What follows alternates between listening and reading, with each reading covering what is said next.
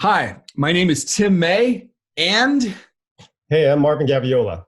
the two of us are creative directors at XPLANE. And XPLANE is a design consultancy whose mission is to accelerate positive change for people, organizations, and the world. And we're thrilled to be able to have this opportunity to do this track on visual collaboration and visual thinking for Mural. We use Mural all the time, and we'll be using Mural as a part of this presentation we're doing today.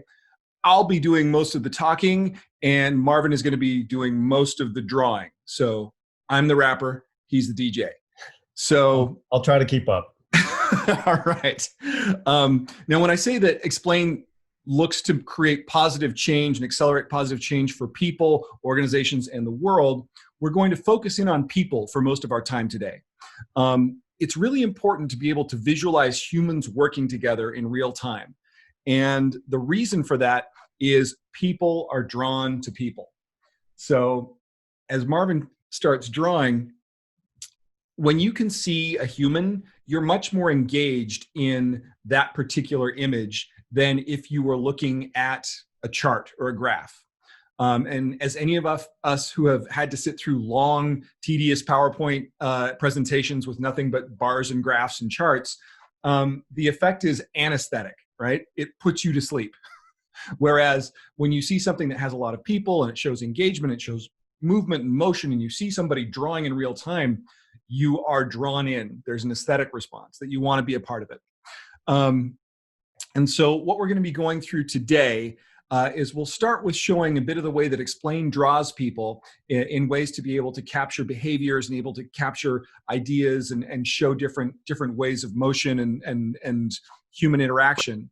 And then we're going to get into a little bit of how we use those in ways to solve organizational challenges. And then we're going to apply some of those drawings to frameworks that we use in the service of making positive change happen. So that's a little bit of our outline for what we're going to be going through today. So let's jump right in to how we draw people. So if you think about the components of a little person drawing, everyone's drawn stick figures before, and that's basically what we do. We just want to take it up a notch and think about drawing your people with a box as opposed to a line for the body, right? That allows us to do a couple of things that are a little easier. Now, for the head, you can draw a circle, all right? And for arms and legs, those are all just lines. And if you think about the way the box is organized, if you pull the arms off the two top corners of the box and the legs off the two bottom corners of the box, you can't go wrong. That's the easiest way to put things together. And it's much less intimidating than saying, hey, I want you to draw a human. I happen to be a classically trained artist, and I've been like measuring with my thumb and doing all that fancy stuff. And what I find is in the work that we do with XPLANE, we actually connect with people better by just being able to draw these quick boxy figures so that they make sense.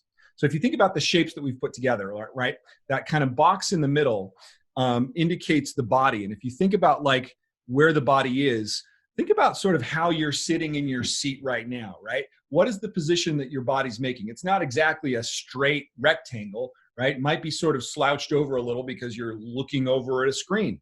And so Marvin's depicting that same box, but sort of thinking of it in a slightly different orientation with a person sort of looking down. They've got their arms coming forward. Their head is looking at a screen. They're typing. So you've got that image there. And it conveys all the meaning that we need it to convey, which is somebody is sitting in an office kind of scenario in front of a screen and working. Now, what if we take that box shape and turn it diagonally? Think about the shape that people make when they're running, right? That's a very different orientation. And so the box sort of goes into this more diagonal frame. The head's forward. You think about sort of the shapes the arms are moving when you're running really fast. And the way your legs do the same thing. Or on Zoom, I'm not going to show you my legs. But you can sort of see that there's real motion to that shape. And another thing that we'll often do is just indicate like the direction the person is focused. So if Marvin were to draw a little line indicating a nose in the back of the person's head, that would sort of imply that this person is running from someone. And then using the magic of the undo stroke, if you were to draw the same line in the front of the person's head, right, now it looks like they're going the distance. They're running and they're trying to get somewhere. There are a couple of other like visual abbreviations that we use for drawing things that we think are pretty helpful. So with a couple of other thoughts, like what if we need to show a document? There's a lot of information gathering that we do when we're trying to maybe understand a process. So how is the document tied into that process? What's the simplest way I think you can draw a document? Draw a square, but cut out the one corner and add a little fold onto it, right? Now that reads like a document. What if you need to draw a meeting and show a number of people? We have that quite frequently, and we need to indicate that there are a few people in one place. So we have sort of abbreviated ways of showing the concept of a meeting very quickly. So now we're just drawing a couple of these kind of like M shapes and putting the little circles on top. Looks like there's a meeting happening all of a sudden. And like if somebody is presenting to other people, like that's another concept that we see frequently where we're trying to help organizations in maybe changing their skills or learning. So we've got a person who's there, they're sort of pointing at something, there they are, hey guys, look at this thing that's really important. And so just with simple gestures, right, you can kind of show that you can get a lot done. Oh, also incredibly critical to the XPLANE universe is the light bulb. We use it all the time. If you can draw a light bulb and some gears and maybe a couple of these images of meetings, you are all set for visual thinking, my friend. You're going to be using those things all the time. So now that we've talked for a minute about how to draw people, I want to talk about why and what the context is of why we learn to do that. So we're trying to help create meaning and understanding, and frequently XPLANE is tasked with helping an organization change behaviors on a large scale. And one of the ways that we often try to frame that conversation is by understanding the current pains that they're experiencing or the things that aren't working well, and the future gains that they're trying to achieve, or kind of the vision of where they want to go. And with this XPLANE, we like to use the deceptively simple but highly effective pain gain chart as a way of visualizing what's not working and visualizing the world that we want to have. So here's an example scenario I'd like to use. An organization is facing a challenge where culturally everyone is running around with their hair on fire. And they're trying to create a culture where people have a better understanding of each other's challenges and their own, and they want to have a more collaborative way of working together. So the big picture that they need to create will allow managers and employees to see this snapshot of the behaviors that need to be fixed and the behaviors they want to promote. And that should give them an opportunity to be able to talk about those things all at once. So as you think about sort of putting this picture together, we'd often start by really defining what's not working right now. What are the things that we really need to call out and visualize to show, hey, these things aren't working the way they want to? So I'm going to jump into the pain state. And I think that I'd mentioned that sort of hair on fire culture isn't something that's, that you want. And part of the reason for that might be that everyone is stressed out trying to kind of understand their priorities. And if there's a problem with prioritization, that sort of means you have 20 things on your plate and every one of them is a priority. And so thinking about that sort of level of prioritization, what's number one, what's number two, what's number three, if everything's number one, that sort of leads to that hair on fire scenario where people are kind of going crazy. What are some of the side effects that happen because of this lack of prioritization? Well, you often start to see people have these toxic side conversations at the water cooler where they look for an opportunity to complain about their boss or about their work. And so these kind of toxic side conversations are one of these results of having this hair on fire culture inside your organization. And I'm sure we've all been at places that have felt like this. And then another thing that happens because of this is that people close themselves off, right? So you have these toxic side conversations where people are complaining about everything, And then the other thing that happens is people silo themselves off so that they're completely removed from working with anybody. And they say, all right, well, if I have a list of 20 things and they're all the number one priority, I'm going to have to get them all done right now. I'm going to lock myself in my office. I'm not going to talk to anybody, and I'm just going to get them done. Heads down. And so the other thing that can happen as sort of a side effect of that is that people start hoarding innovations and improvements that they might have. So by locking themselves together, they're actually decreasing the amount of collaborative work that could happen, and they kind of promote this me first, me only attitude. So it's a pretty good picture of the hellacious pain state that we could see inside of an organization. So how do we remedy that? As we go over to the gain side, we want to try to draw this picture of a future state where priorities are clearly articulated. If we can get people to understand what's the priority, what's number one, what's number two, what's number three, then they will understand a little bit better how they should be working together. And so by having their priorities straight, they're also going to be able to work more transparently.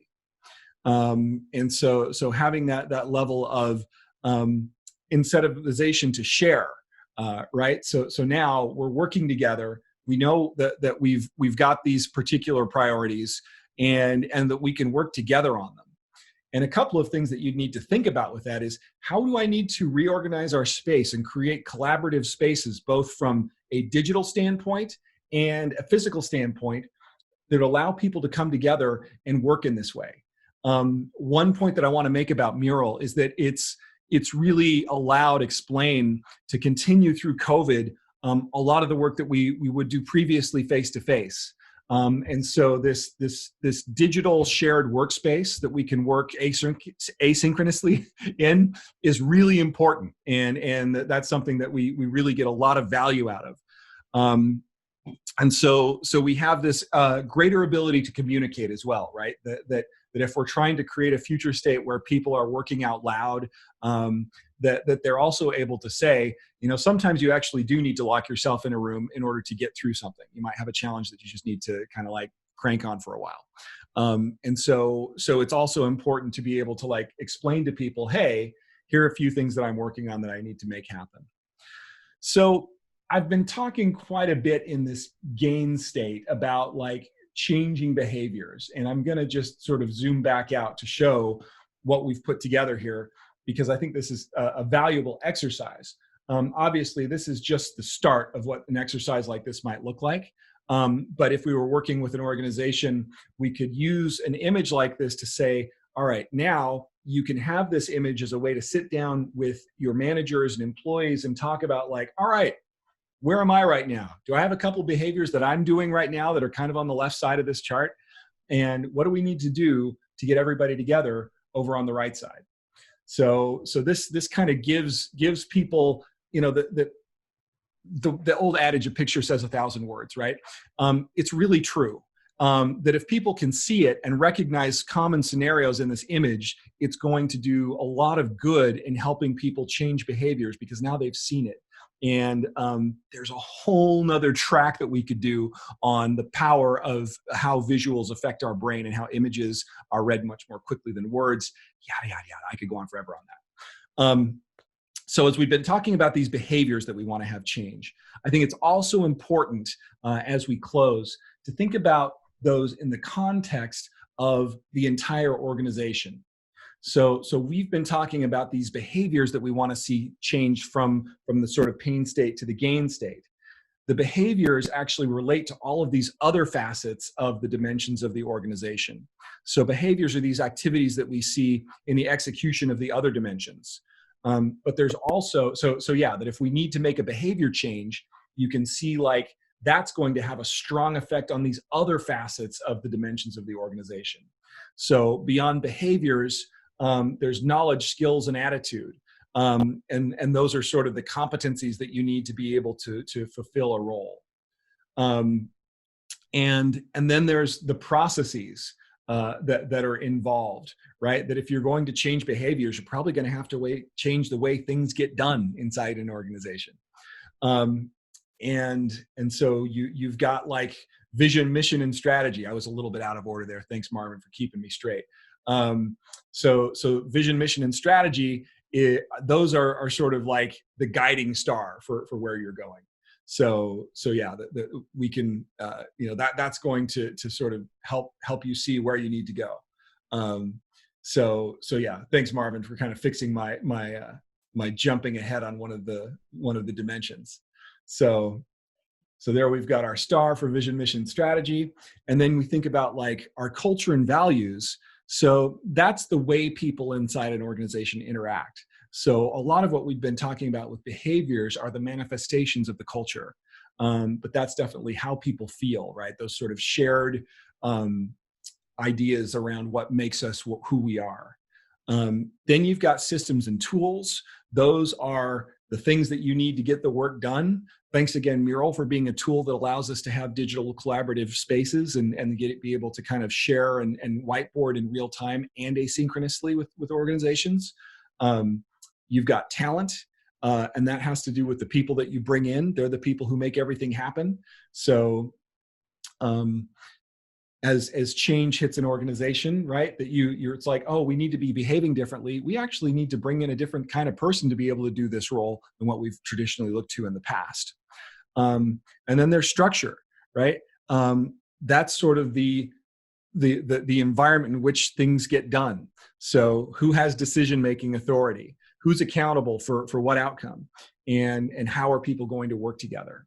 So all of these elements combined are important to think about whenever you're thinking about making a change inside an organization. So obviously this is just a small taste of what XPLANE does as we practice visual collaboration with our clients. Check out some of our frameworks on Mural. You can find some of our work there on the app. Also check us out on XPLANE.com. We've got an amazing website that's just getting launched. It's amazing. It's so good. You're going to love it. And we also have visual thinking boot camps where instead of the 20-minute track that you saw today, we give people a full day of instruction in helping ramp up these skills. And trust me, you can say that you're bad at drawing and that you only do stick figures. But visual thinking takes it beyond that. You don't have to be good at drawing at all to be a strong visual thinker and build this muscle that can help you have real solid effects within your organization and with the groups that you work with. Thanks again for the time. Anything else to add, Marvin? No, that was wonderful. Thank you. Thanks, guys. Thanks, Mural. Have a good one. XPLANE out.